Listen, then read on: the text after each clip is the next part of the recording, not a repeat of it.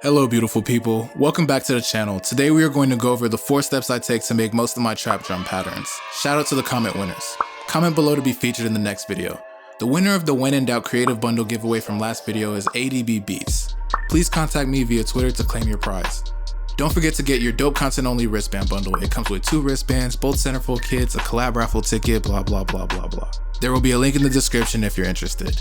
This video I'm going to be giving away another t-shirt bundle. To enter to win a bundle, simply comment below and let me know what your favorite snare is. Mine is definitely the Young Chop snare. The merch giveaway winner will be announced next video. Alright, now to the tutorial. Drop a like if you learned something new or just end up enjoying the video. And be sure to subscribe and hit the notification bell to join a family of dope-ass producers who enjoy really good content. So here is my 4-step approach to making drum patterns. Solid bass, hi-hat placement, accent percs, simple 808s. Alrighty. To me, the base foundation of any drum loop consists of the kick and clap. This first part of the pattern creates all of your bounce, so if you can't pull it together in this step, the rest of them won't be as good as they could and should be. It's often difficult to think of unique drum patterns, especially in trap. After a while, it can begin to sound like everyone is doing the same thing. But don't be afraid of that. That's just a part of the genre, and there are many ways to maximize your creativity in order to take full advantage of that. Let me show you how I go about this process. First, to keep this from getting boring, I'm going to open an instance of my new favorite VST, Cloud Drum. And I'll bring in a melody from my new Genesis 2 mini pack. I made it in collaboration with TODD, who is a good friend of mine with many placements. TODD is a melody god, so check out our new pack. There will be a link in the description if you're interested. I will also be giving away a few free copies. All you have to do to win one is comment the little video game alien emoji below. You know the one. This one.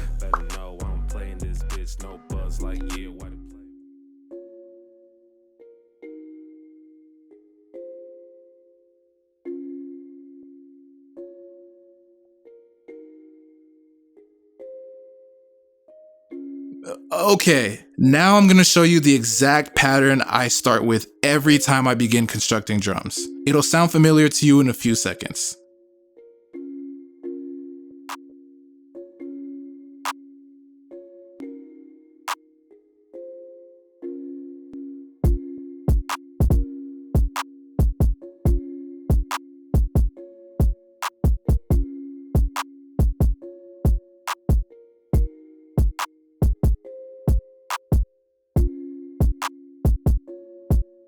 From here, I begin to strip it down. This pattern will sound really familiar to you if you listen to my beats.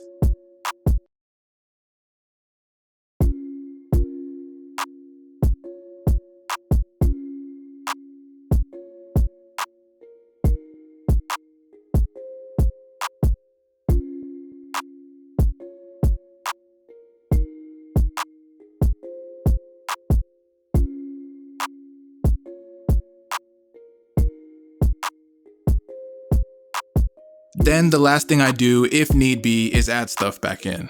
This is where a lot of the originality comes from for me. There's no right or wrong way to do this, so if you're following along, just get creative. Just be sure to keep everything tight and professional sounding.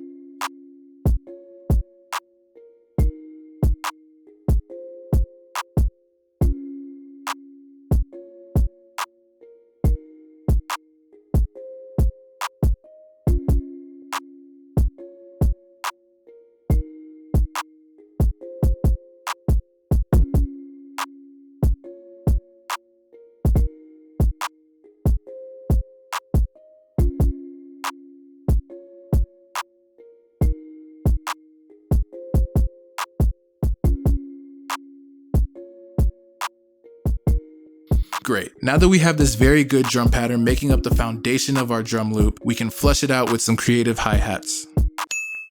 Hi-hat stutters and glitches can be used to create really unique drum patterns. The key here is subtlety. It may actually be kind of hard to believe, but producers don't just randomly place hi-hat rolls.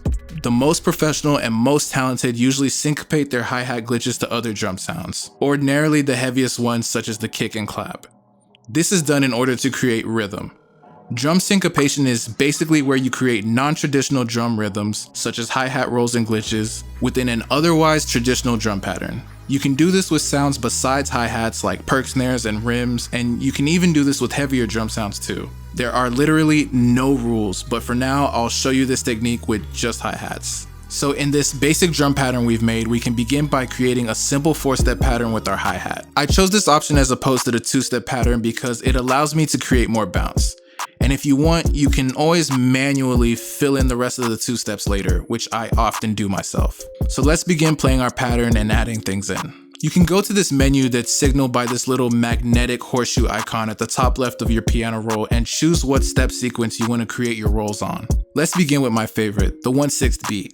You can place each note individually by clicking them in with your pencil tool, or you can paint them in by dragging with your brush tool. You can use the keyboard shortcuts P and B to switch between your pencil and brush tool. P is for pencil and B is for brush. I'll use my paintbrush tool to create a glitch when every other clap hits.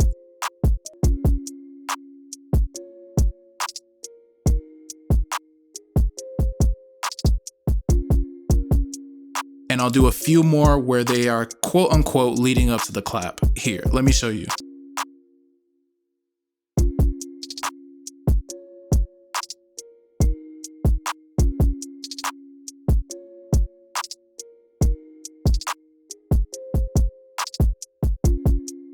Then I'll switch to the 1/3 beat sequencing option and create a few rolls that interact implicitly and explicitly with my 1/6 beat glitches, and a few more that happen every time a kick or clap lands.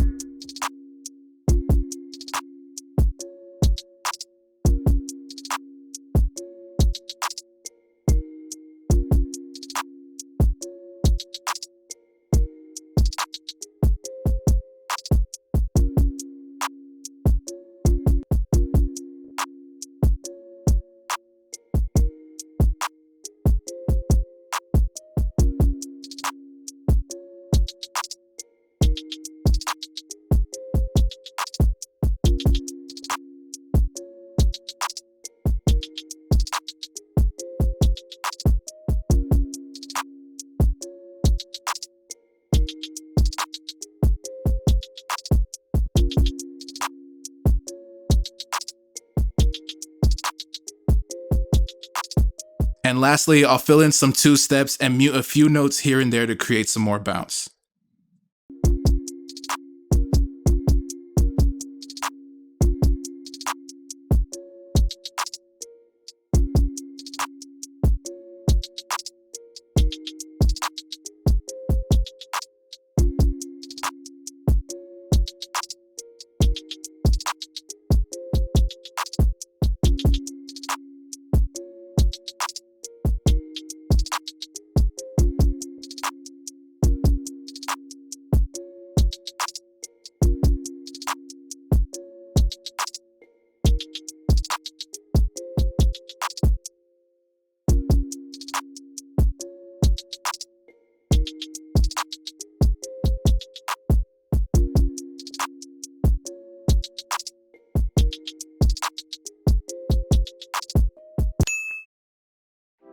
A lot of your unique drum style will be derived from the types of percs you use. For example, Cardo's bounce is notoriously recognizable because he uses the cowbell in many of his beats to create some pretty dope grooves. Another good example is producer Manny Fresh, who is known for the 808 claves and old school hits he always uses in his beats. There's no rule here. It's really as simple as putting percs in where they fit rhythmically. But that's the key. Rhythm. Bounce. Not every bar needs an accent perc, and not every accent perc needs to be placed the same way. Trust me, this advice is more for me than it is for you. Also, artists may find it difficult to flow on your beat if accent percs are aimlessly scattered instead of being meticulously placed. Let me show you how I would go about adding accent percs to this drum pattern.